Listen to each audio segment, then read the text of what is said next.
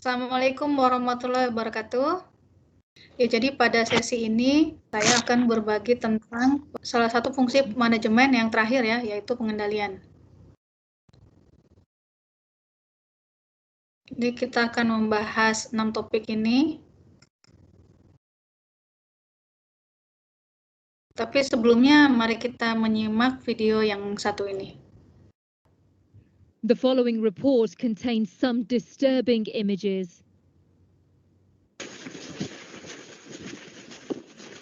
Ya, jadi ini ada reporter yang menyamar sebagai perawat ya, asisten perawat di sebuah nursing home atau panti kalau di sini. Yang menyewa reporter sebagai ini nih care worker ya, sebagai carer itu si nursing home-nya, manajemen nursing home-nya. Jadi ini namanya Clinton House. Jadi ada seorang residen ya, kalau di sana namanya residen, lansia ya. Orang yang tinggal di nursing home itu bilang kalau dia merasa sakit, minta diantar ke rumah sakit ya. Di pengobatannya dia itu ada resep morfin untuk digunakan as required. As required ini artinya sesuai kebutuhan. Jadi kalau dibutuhkan boleh dikasih oleh RN-nya ya. RN itu registered nurse.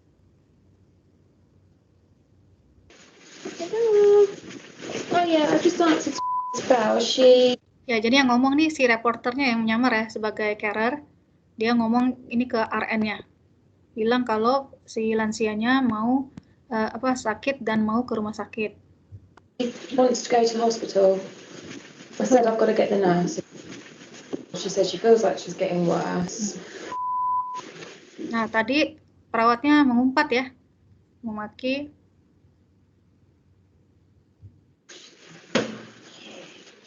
She wants to no, we had this the other day, expect phone numbers. Really? There's no more, but shut her up. Sorry. Give her some morphine, that'll shut her up. Jadi si lansia ini udah berapa kali mau manggil ambulans gitu ya. Kalau di sana bisa aja kalau belum ada kelainan fungsi kognitif, mereka bisa manggil polisi, bisa manggil ambulans, atau bisa manggil siapa aja gitu ya. Nah, dalam kasus ini si lansia memang udah berapa kali mengeluh, terus perawatnya merasa terganggu dan langsung mau kasih morfin.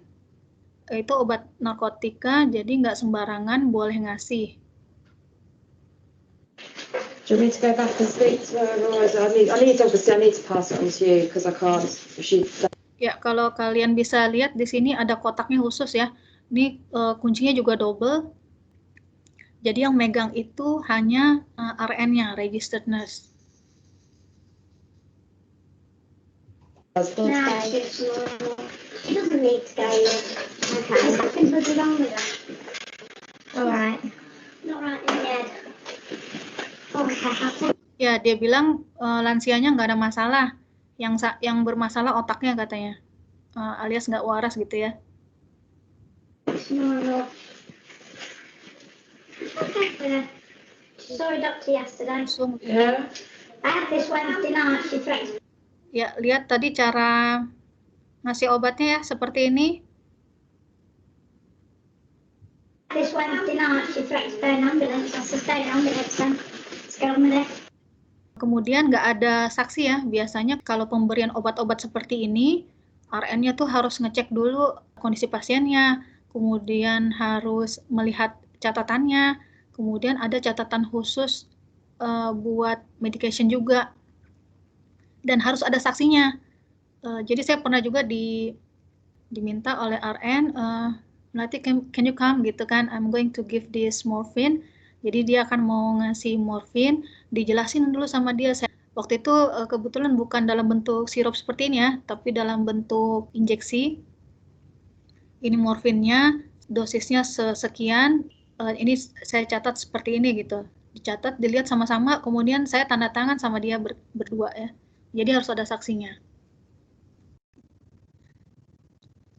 Maka di situ diperlukan fungsi controlling. Jadi dalam asuhan keperawatan atau dalam setiap program apapun ya. Jadi nggak hanya planning, organizing, dan directing, tapi kita juga perlu kontrol. Kontrol terhadap program tersebut yang sudah kita laksanakan ya. Biasanya ini lebih sulit ya. Kalau planning gampang tuh ya. Planning gampang, terus ngerjainnya gampang, terus mengarahkan orang gampang. Tapi begitu kontrol biasanya kadang-kadang suka lepas ya.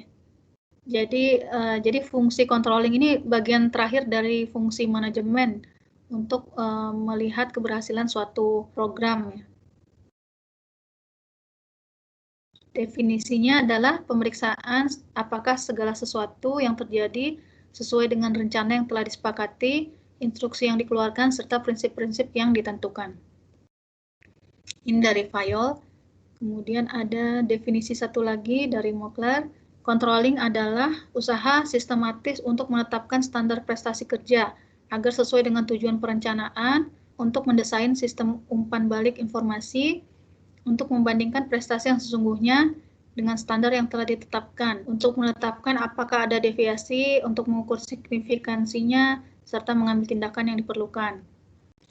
Dan untuk memastikan segala sumber daya yang digunakan dengan cara yang efektif, efisien, dan mungkin untuk mencapai tujuan. Jadi sini juga udah mencangkup langkah-langkahnya ya. Nah, tujuannya adalah mengidentifikasi kekurangan dan kesalahan, dan juga fakta. Jadi kalau seperti contohnya pada kasus tadi, jadi sudah dengan adanya audit bisa dilihat kekurangannya di mana, kesalahannya seperti apa, kemudian fakta yang terjadi seperti apa. Nah, prinsipnya adalah dapat dimengerti, jadi untuk apa dilakukan pengendalian, kemudian dapat diukur, jadi yang dikendalikan itu atau yang mau dikontrol itu ada standarnya, ada objektifnya, jadi dapat diukur secara objektif ya. Kemudian memastikan mencapai tujuan organisasi, jadi apakah sesuai dengan perencanaan ya, dan tujuan yang sudah ditetapkan. Kemudian standar kerja dijelaskan kepada staf. Jadi semuanya paham. Nah, ini manfaatnya untuk mengetahui kegiatan program yang sudah dilaksanakan oleh staf pada kurun waktu tertentu. Jadi dengan adanya controlling, dikontrol dalam suatu waktu bisa diketahui apakah program yang dilaksanakan sudah berjalan atau enggak. Kemudian mengetahui adanya penyimpangan pada pemahaman staf yang melaksanakan tugas. Jadi misalnya pada contoh tadi ya, jadi manajemen nursing home itu melakukan pengendalian itu untuk mengetahui adanya penyimpangan. Kemudian mengetahui apakah waktu dan sumber daya organisasi sudah digunakan dengan tepat dan efisien.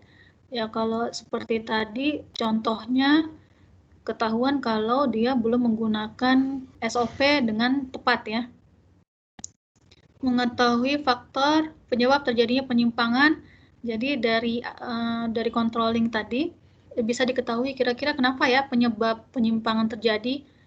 Misalnya apakah dari personal RN-nya, apakah rekrutmen RN-nya sudah betul, bagaimana sih kredibilitas atau kompetensi RN-nya, atau misalnya bagaimana dari segi kebijakan SOP, apakah memang tidak dijalankan. Kalau di Australia sih biasanya SOP-nya sudah ada ya, sudah jelas gitu, tinggal bagaimana pelaksanaannya. Kemudian mengetahui staf yang perlu diberikan penghargaan atau reward. Jadi dari hasil audit dapat diketahui siapa-siapa saja yang bekerja dengan baik. Dapat diberikan reward kepada staf yang berprestasi. Hasil controlling itu sebagai dasar pembelian reward. Nah, karakteristik pengendalian yang baik adalah menggambarkan kegiatan sebenarnya. Jadi, apa yang dinilai itulah yang memang dilaksanakan. Jadi, bukan menilai yang lain ya. Kemudian melaporkan kesalahan dengan tepat. Nanti kan di situ ada tahap-tahapannya nanti jelaskan. Jadi, memang ada instrumennya dulu, baru kemudian dinilai mana kesalahannya ya. Jadi, melaporkan kesalahan dengan tepat. Berpandangan ke depan. Jadi, dengan adanya controlling ini tujuannya adalah untuk melakukan perbaikan sehingga tidak terulang lagi kesalahan-kesalahan yang sebelumnya. Nah, menunjukkan kesalahan pada hal-hal yang kritis dan penting, jadi bukan masalah-masalah orang per orang ya.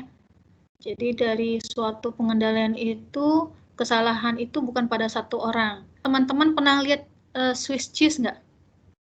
Kejunya Swiss yang bolong-bolong itu. Nah, kalau teori Swiss cheese itu, kan bolongnya di mana-mana tuh ya. Jadi yang namanya suatu insiden itu terjadi bukan karena orang per orang. Suatu insiden itu terjadi karena banyak hal, kemudian bertemu pada satu titik, akhirnya terjadi insiden. Kayak misalnya tadi menunjukkan kesalahan pada hal yang kritis dan penting. Jadi mungkin bukan RN-nya itu aja yang salah ya, tapi suatu sistemnya yang salah. Misalnya ternyata dia melakukan hal tersebut karena memang budaya organisasinya seperti itu ya, atau memang leadership-nya nggak bagus di nursing home itu. Makanya kenapa investigasinya dari luar gitu ya. Kalau misalnya leadership-nya bagus kan bisa pendekatan personal gitu. Atau misalnya SOP-nya belum ada, tapi kalau di Australia biasanya SOP-nya udah ada ya. Atau misalnya tidak ada supervisi oleh kepala ruangannya ya, donnya, kalau di sana namanya don, jadi bisa melakukan banyak kesalahan. Nah itu menunjukkan kesalahan bukan pada hal-hal yang sepele, tapi hal-hal yang kritis dan penting. Kemudian bersikap objektif. Jadi kalau pengadilan yang baik itu bukan karena like and dislike, tapi lebih karena memang objektif. Misalnya pada orang ini kok sering melakukan kesalahan gitu, tapi karena saya suka sama dia, misalnya, jadi nggak dilakukan controlling pada orang itu gitu. Jadi bukan seperti itu yang namanya pengendalian yang baik. Jadi harus objektif. Kemudian bersifat fleksibel, kemudian menggambarkan pola kegiatan organisasi, kemudian bersifat ekonomis, jadi pengendalian itu nggak mengeluarkan banyak biaya ya. Kemudian bersifat mudah dimengerti, kemudian menunjukkan kegiatan perbaikan. Jadi ada perbaikan dari hasil controlling. Nah, ini langkah-langkahnya. Yang pertama, menetapkan standar dan menetapkan ukuran prestasi kerja. Jadi di sini harus ada standar-standar apa yang mau dinilai dulu, kemudian ukuran prestasi kerjanya seperti apa. Bagaimana kalau yang staf-staf itu atau perawat sudah mencapai standar, bagaimana ukuran prestasi kerjanya. Nah, ini harus disesuaikan dengan perencanaan ya. Jadi jangan perencanaannya lain, terus evaluasinya lain. Kemudian setelah menetapkan standar-standar itu, nanti di akhir ya ada namanya indikator-indikator, salah satunya, kemudian diukur kinerjanya, diambil datanya ya, melalui observasi dan lain-lain, nanti di bagian audit, kemudian dibandingkan kinerja dengan standar. Jadi setelah diukur kinerjanya, kira-kira ini sesuai nggak dengan standar. Kemudian baru setelah itu mengambil tindakan korektif. Jadi hal-hal yang kurang memenuhi standar harus diambil tindakan korektif. Nah, bagaimana cara mengambil data? Yaitu salah satunya dengan audit. Audit adalah penilaian atau evaluasi pekerjaan yang telah dilakukan dengan menggunakan instrumen yang telah ditetapkan untuk mengumpulkan bukti dan untuk mengevaluasi apakah standar yang telah ditetapkan telah dilaksanakan dengan baik atau belum. Jadi ini adalah audit ya. Jadi untuk menilai, mengumpulkan bukti tadi ya. Kan kita mau melakukan controlling ya. Tipenya tuh ada 3, yaitu kita bisa melihat strukturnya, audit struktur, audit proses, atau audit hasil. Untuk audit struktur, itu ada SDM-nya, dalam hal ini perawatnya ya. Perawatnya, kemudian lingkungannya itu kita bisa melihat sarana prasarana, seperti misalnya medianya ada tidak, fasilitas, atau SOP ya. kebijakannya sudah ada belum, peraturannya sudah ada belum. Kemudian pelanggan ini internal ataupun eksternal. Kalau misalnya tadi yang pada kasus tadi, kalau dari segi struktur yang kita audit adalah SDM perawat. Mungkin bukan hanya perawat yang tadi bermasalah, bisa jadi auditnya lebih besar. Jadi satu profesi yang bekerja di situ ya. Jadi RN-nya berapa orang, kemudian asisten perawatnya berapa orang, itu yang dikaji. Dari segi struktur, bagaimana sih kompetensinya? Kemudian dari segi lingkungan, kalau yang di kasus tadi, SOP bagaimana, apakah sudah ada atau belum gitu ya. Kemudian kebijakannya seperti apa, fasilitasnya bagaimana, kayak tadi, kalau saya lihat tadi langsung terbuka ya, lemarinya ya. Jadi kalau mau lihat aslinya itu, sebetulnya itu kalau tadi teman-teman perhatikan kan lemarinya ada 2 ya, yang di luar sama yang di dalam.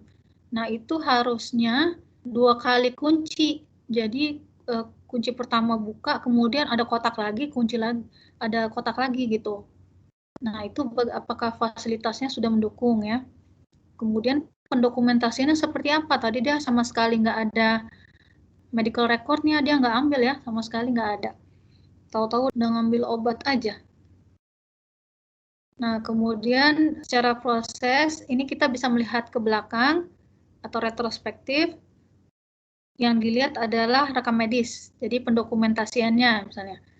Jadi kalau misalnya pada kasus tadi, kita lihat pendokumentasian si RN itu biasanya seperti apa. Kemudian concurrent itu yang saat ini sedang berlangsung, itu bisa melihat secara langsung observasi asuhan keperawatan yang diberikan. Kayak contoh yang di kasus tadi ya, dia pakai kamera, sayangnya pakai kamera, sayangnya pakai orang lain gitu ya. Mungkin semuanya begitu kali, jadi nggak bisa, jadi harus ambil orang lain untuk bisa menangkap malpraktek gitu. Nah, kalau concurrent itu bisa observasi, kalau di sini misalnya bisa oleh Katim atau kepala ruangan, atau kalau misalnya di rumah sakit itu contohnya ada pokja-pokja kan, misalnya pokja infeksi. Kalau pokja infeksi dia akan keliling ke setiap ruangan untuk mendapatkan data untuk mengobservasi perawat misalnya dalam hal mencuci tangan gitu ya. Nah, dia akan mendapatkan data itu gitu. Kemudian peer review ini adalah penilaian dari rekan sejawat. Kemudian dari hasil ini akan dilihat kepuasan pasien misalnya. Pasiennya puas nggak, keluarganya puas nggak. Kemudian dari SDM-nya dilihat juga kepuasan. Jadi kepuasan perawat, apakah perawat puas bekerja di situ ya. Kemudian indikator mutu, nah ini yang seperti BOR, TOI, dan lain-lain yang akan disampaikan setelah ini. Nah, ini indikator-indikatornya ada banyak. BOR, kemudian ALOS atau length of stay. BOR itu bed occupation rate, kemudian perhitungan tempat tidur tidak terisi, kemudian indikator mutu pelayanan perawatan, keselamatan pasien. Nah, pada kasus tadi bisa diaudit keselamatan pasiennya ya. Kemudian juga kepuasan pasien atau kenyamanan ya. Nah, kondisi pasien, audit dokumentasi asuhan keperawatan. Nah, pada kasus tadi bisa diaudit dokumentasinya, kemudian kepuasan pasien dan keluarga, tadi sudah ya, penilaian kemampuan pasien dan keluarga, sedangkan kondisi SDM bisa dinilai kepuasan tenaga kesehatan, perawat atau dokter, penilaian kinerja perawat. Nah, ini tadi yang penilaiannya. Di sini kan sampai tahap pengambilan data ya. Setelah pengambilan data, tadi kan ketahuan area-area yang dimana harus ditingkatkan, dilakukan perbaikan-perbaikan ya. Nah, di situ baru kemudian masuk ke fase berikutnya, yaitu diambil tindakan koreksi. Kalau misalnya pada kasus tadi, contohnya hasil auditnya menunjukkan bahwa penilaian kinerja perawatnya buruk, berarti di situ dilakukan perbaikan, diambil tindakan koreksi ya. Misalnya mulai dari rekrutmen perawatnya seperti apa, kemudian trainingnya seperti apa, ditingkatkan training misalnya di area caring ya misalnya. Kalau perawatnya seperti itu berarti tindakan koreksinya supaya perawatnya lebih caring. Assalamualaikum warahmatullahi wabarakatuh.